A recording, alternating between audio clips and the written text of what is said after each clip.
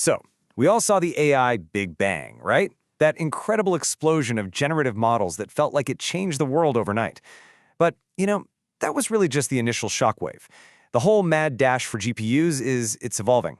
We're in a new phase now, a much tougher one. And the next great gold rush in AI, it's not going to be won in the digital world of bits and bytes. No. It's going to be fought out on a much more challenging frontier, the physical world. And at the very heart of this whole thing is a concept called the kinetic gap. Okay, picture this. You've got a race car with a literally infinitely powerful engine, but it's stuck on a bumpy, muddy dirt road. That is the exact problem AI is facing right now. Our digital dreams, our ambitions, they're shooting up exponentially, but they keep slamming into the hard, slow-moving limits of physical reality.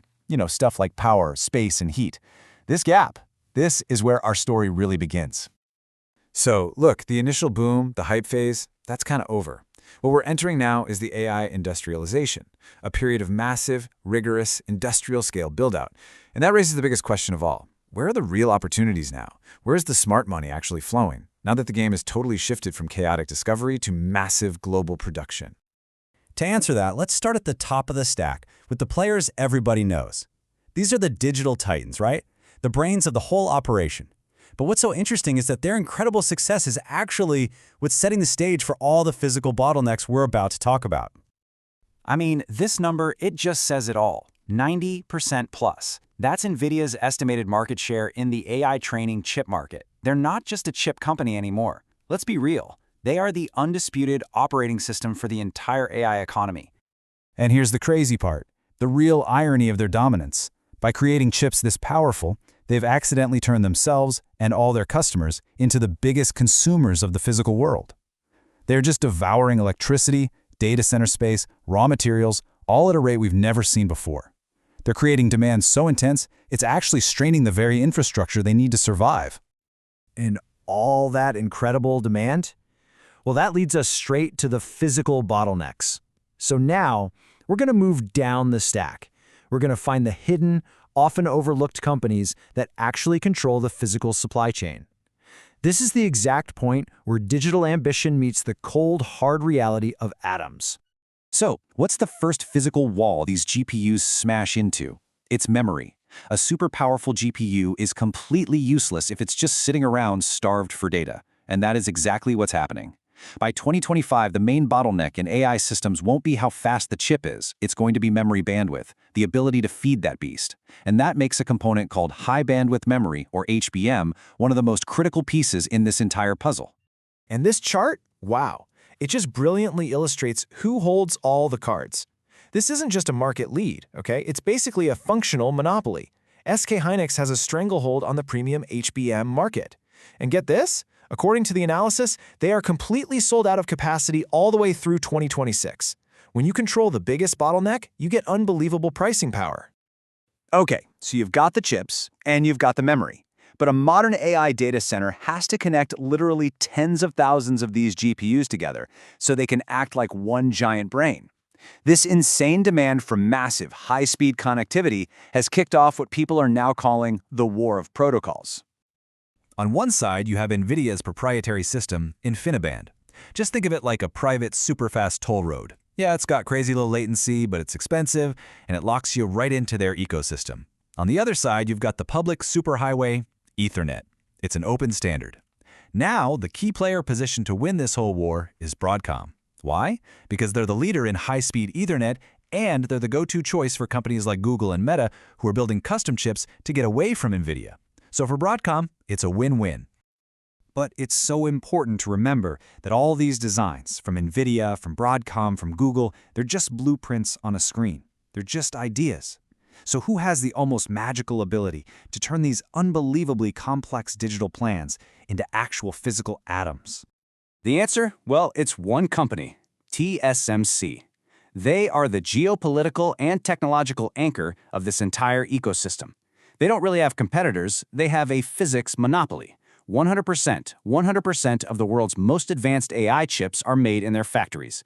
They are the indispensable toll booth for the entire AI economy. Full stop.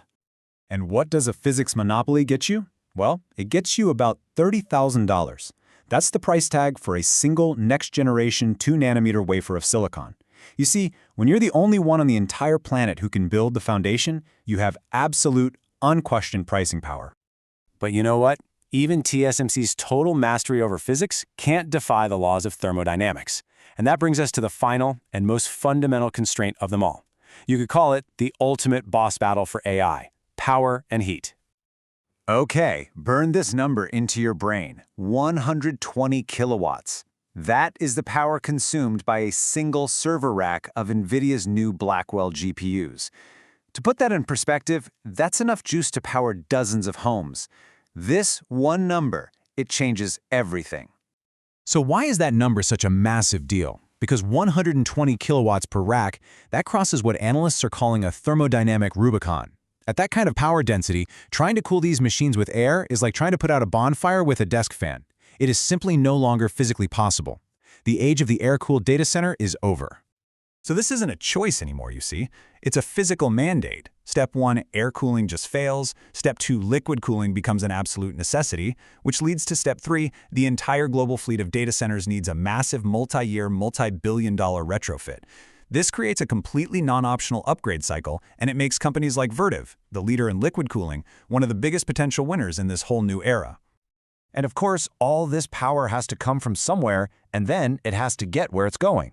This is sparking a new gold rush for reliable, carbon-free energy, which is great news for owners of nuclear plants, like Constellation Energy. And you can't use that power if you can't get it to the data center, which creates a kind of labor monopoly for companies like Quanta Services, the ones who have the specialized crews needed to build out our very old electric grid.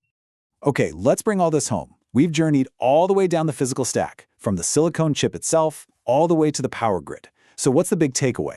How does this completely remake the way we should be looking at the AI landscape?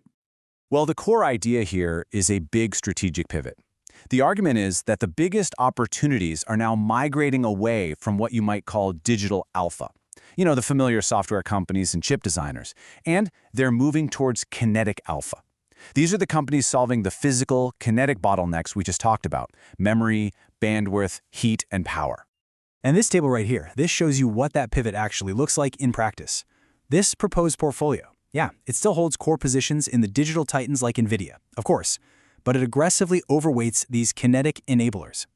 Just look at the high overweight ratings for SK Hynix, solving the memory bottleneck, Vertiv for the thermal bottleneck, and Broadcom, the connectivity linchpin. It's a strategy that's betting on the new picks and shovels of this AI industrial revolution. And it all just boils down to the simple but incredibly powerful idea captured in this final thought. In this new era of AI industrialization, the ultimate limit on our exponential digital growth, it isn't our code and it's not our imagination.